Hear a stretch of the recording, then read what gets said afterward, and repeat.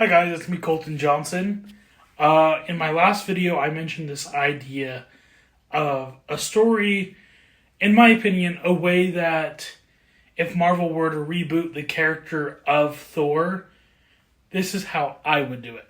So in the comics, we have Thor, but he also has like this alter ego, similar to how Peter Parker is and Tony Stark, all this stuff. So Thor in the comics has Donald Blake. And yes, they mention it in the movie, but it's more of a throwaway line. But I do think it would be very, very, very interesting if we get this movie that starts off and it's just Donald Blake, Dr. Donald Blake. He's an everyday doctor living his life. And suddenly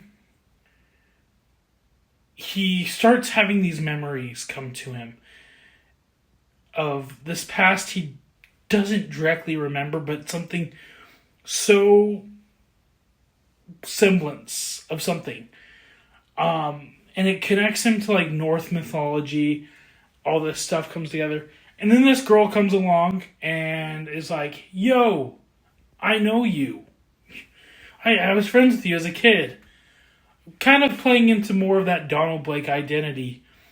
But through this, he keeps trying to get through on these Norse ideas, leading him to Norway, where eventually he has this moment where this memory comes to him and he sees Mjolnir, and he is like searching to go find it and such and whatever. And he's a good person, so in my book he would be worthy.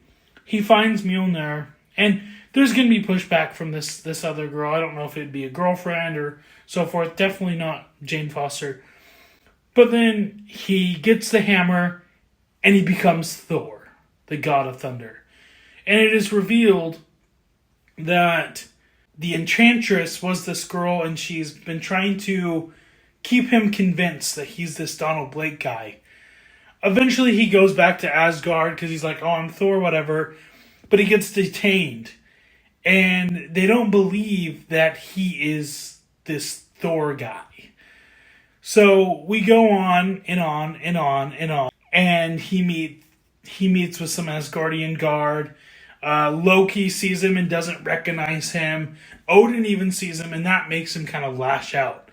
And he's frustrated. He gets in a fight with these guards. And even with this power, they don't believe this is Thor. They think it's some sort of imposter posing as this Thor guy. And we see him eventually just give up. And then all of a sudden, his mother comes. And she remembers him. She knows who he is. And yes, that's pretty personal to me. But it's slightly cliche.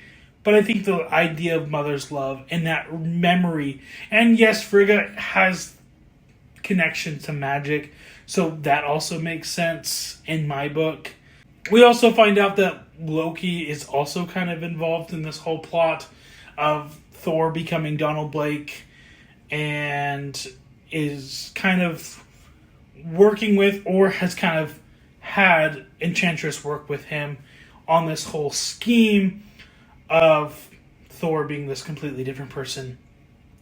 Eventually, the magic breaks, and everyone remembers that he is the mighty Thor.